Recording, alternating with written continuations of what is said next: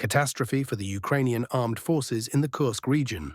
Russians reached the supply route and cut it off. Good afternoon, dear friends.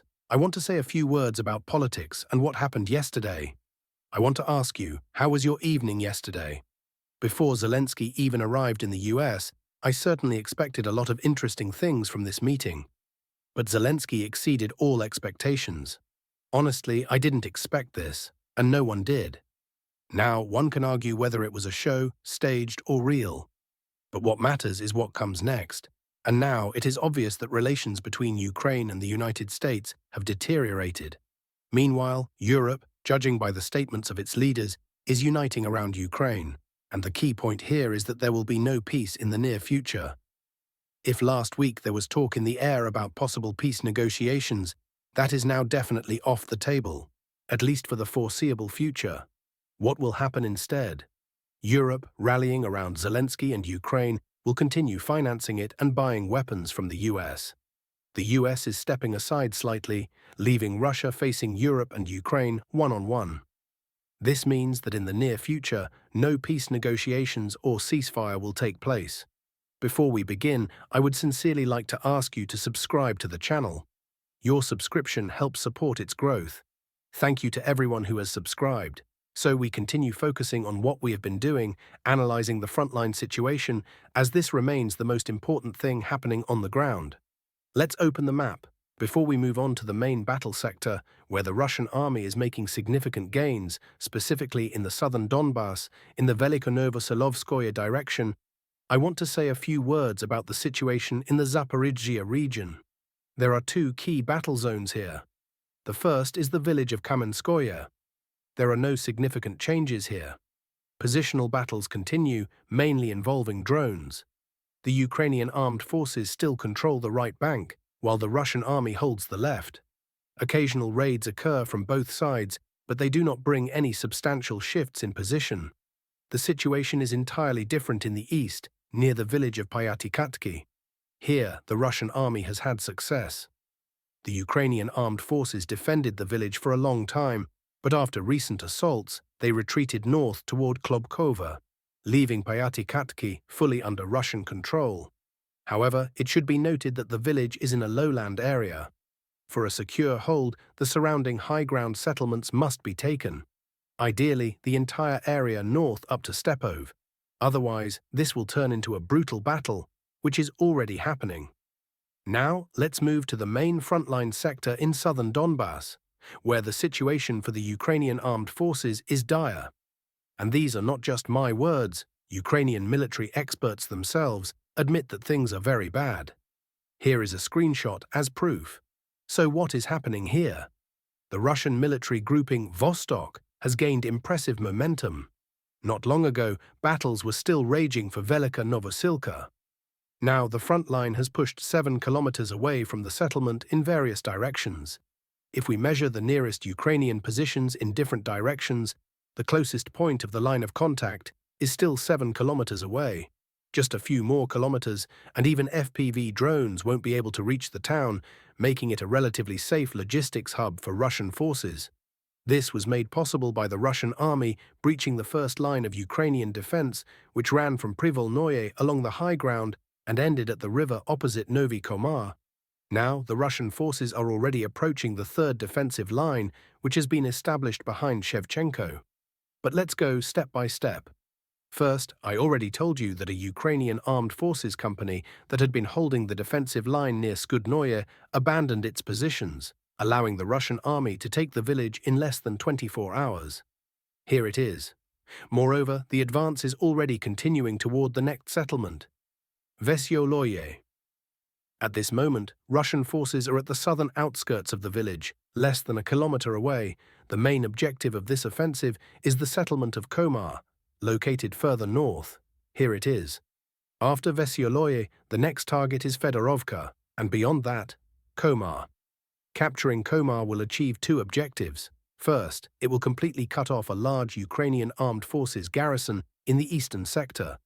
A full brigade is concentrated in the area of Bohatyr, Razliv, and Otradne. Their only retreat route is along the Zaporizhzhia-Kurakov highway. If this road is cut off, the Ukrainian grouping will be trapped. But there is also a second, possibly even more critical objective. Let me explain. The reason the Russian army is now pushing to take control of a chain of villages along the river, ultimately aiming for Komar, is the first steps have already been taken. The first steps have already been made, as the settlements of Novocheretovatoye and Skudnoye are now under full and undisputed control of the Russian army. The first objective is to cut off the highway, blocking the Ukrainian Armed Forces, UAF, grouping from the east. The second objective is to bypass the UAF's second defensive line. This line stretches from Komar along the riverbank to Fedorovka, and then further. Looking at the map, one might think, why not just advance toward Otradnoye? There are only open fields.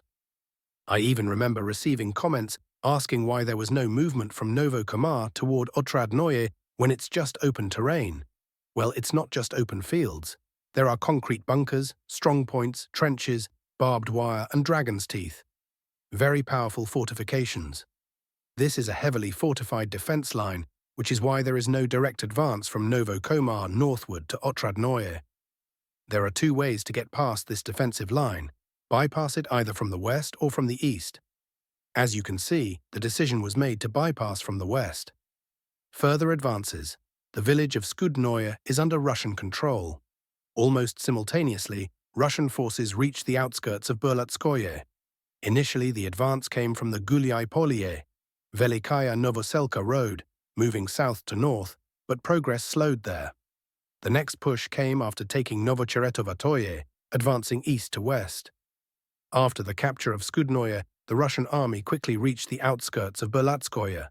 It was expected that there would be fierce fighting here, but the Ukrainian armed forces did not put up strong resistance and retreated further toward Shevchenko. The village fell not just within a day, but overnight. On the evening of the 27th, Russian troops reached the eastern outskirts of the village, and by the morning of the 28th, it was under their control.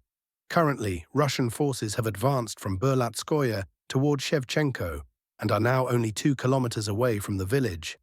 Shevchenko is the last stronghold before the final defensive line.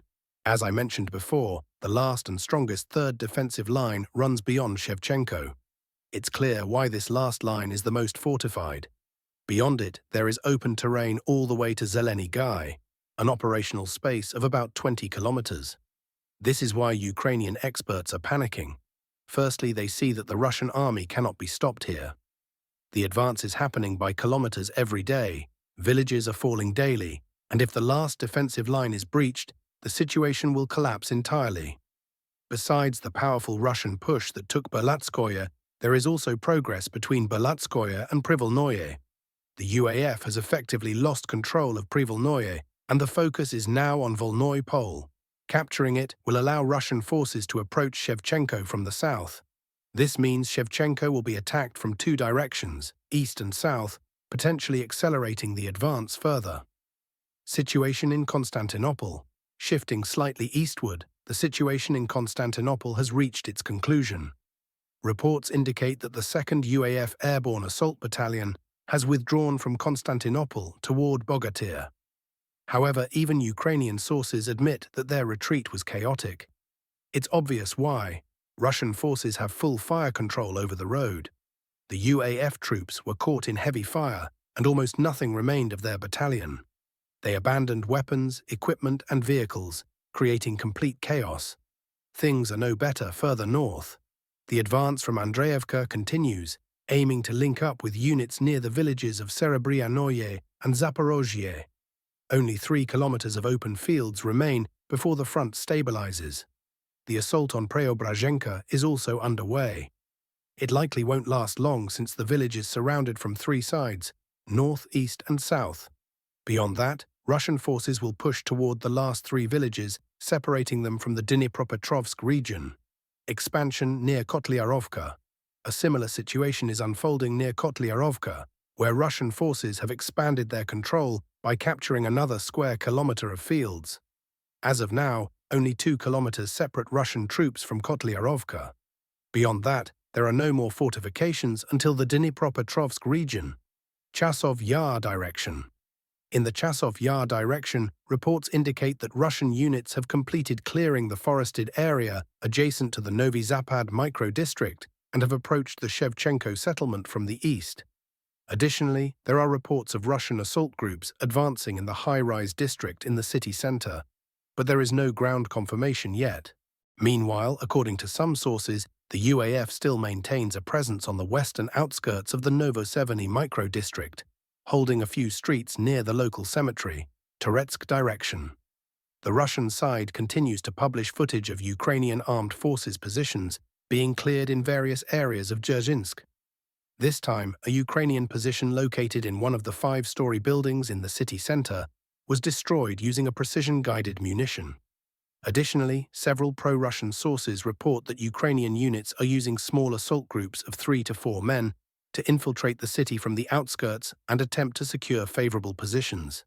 At the moment, there is no continuous defensive line in this area, and in some sections, UAF groups have managed to advance. However, Russian troops are promptly blocking these areas and eliminating the threat. Situation in the Kursk region. Today, the Russian Ministry of Defense announced that, as a result of offensive operations by the northern military grouping, the settlement of Novaya Sorochina has returned under Russian control. Additionally, Russian assault groups have begun battles for the neighboring village of Staraya Sorochina, while part of the Ukrainian forces is retreating toward Malaya Lokhnya. Another crucial development is that due to disruptions in logistics caused by Russian forces' fire control over the N07 Yunakovka-Sudia highway, which has already been dubbed the Road of Death, the UAF is now forced to use fields and forested areas for ammunition resupply, vehicle movements, and evacuation of the wounded through the settlement of Oleshnya. This has significantly complicated unit rotations and has generally worsened the Ukrainian military situation in this section of the front. Final thoughts. That's all for today's Frontline update. Also, don't forget about the guys. I'll say goodbye for now. Wishing you a great weekend. Take care.